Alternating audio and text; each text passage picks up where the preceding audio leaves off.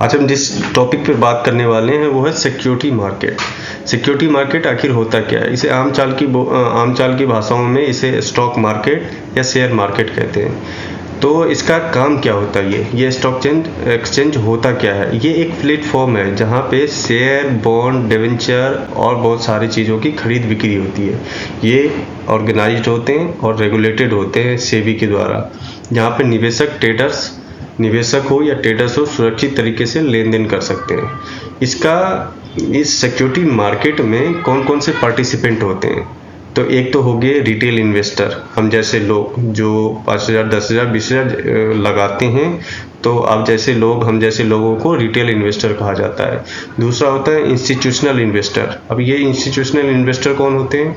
बड़े बड़े कंपनियां, इंश्योरेंस कंपनी, हमसे जो इंश्योरेंस कंपनी पैसे लेती है प्रीमियम, और वो उससे हमें सुरक्षित करती है इंश्योरेंस से, चाहे लाइफ इंश्योरेंस हो, कोई सा भी इंश्योरेंस हो। वो पैसे शेयर मार्केट में ही अल्टीमेटली लगाते हैं, तभी तो वो हमें वापस करेंगे किसी भी दुर्घटना के बाद। तो वो हो गया म्यूचुअल फंड, जो हम म्यूचुअल फंड में एसआईपी करते हैं महीने महीने के हिसाब से। तो वो सारे पैसे इन्वेस्टर के थ्रू ही तो शेयर मार्केट में यूज होता है। तो ये हो गया इंस्टीट्यूशनल इन्वेस्टमेंट।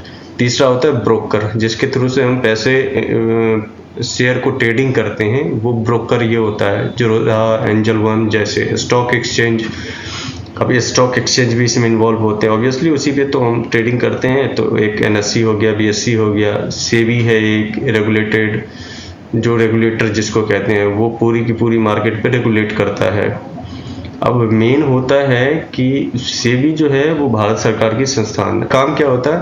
इन्वेस्टर के पैसे को बचाना, कि भैया हमसे पैसे ले ले, हमें तो नहीं पता अंदर क्या जा रहा है, हम तो एसआईपी के नाम पे, स्टॉक के नाम पे पैसे इन्वेस्ट करते हैं। अब वो पैसा जा कहाँ रहा है, पैसे के कहाँ यूज हो रहा है, पैसे हमें रिटर्न करे नहीं करे, वो कौन डिसाइड करेगा, वो कौन कंट्रोल करेगा? वो सेबी करता है।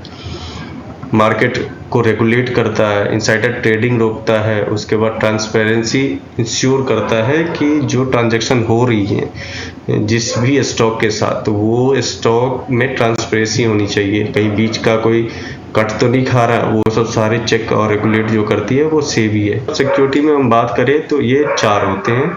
एक होते हैं शेयर या स्टॉक जो भी बोलो। दूसरा डेट इंस्ट्रूमेंट।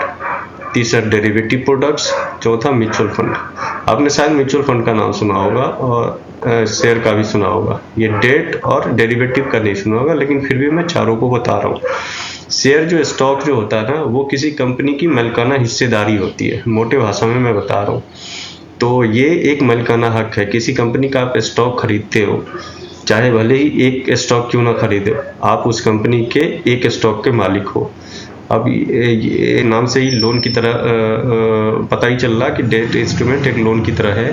तो एक तरह का लोन होता है जिसे आप सरकारी या कंपनी को देते हैं, और बदले में ब्याज लेते हैं।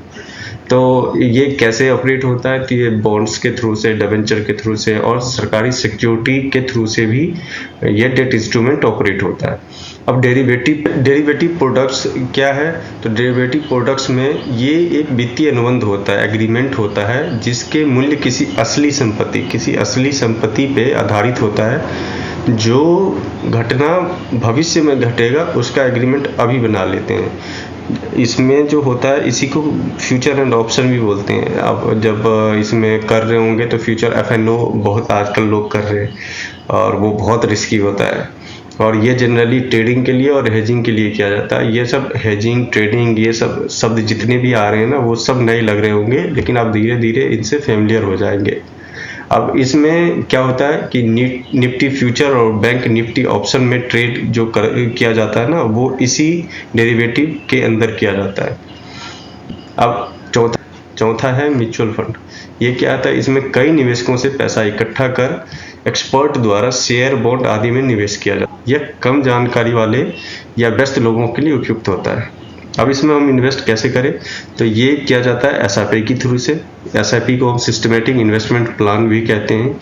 तो ये एसआईपी के थ्रू से भी कहते हैं। जैसे आप एग्जांपल के लिए ले, एक है एचडीएफसी इक्विटी म्यूचुअल फंड में आप 1,000 से भी हर महीने आप एसआईपी कर सकते हो। और अभी इसमें अगर और मैं डिटेल में आगे बताऊंगा तो वो आप कंफ्यूज हो जाओगे, क्योंकि इसमें बहुत सारे वर्ड नए नए आए होंगे, कुछ समझ में नहीं आता है, तो मैं धीरे धीरे बताने की कोशिश करूंगा। तो आज के लिए बस इतना ही।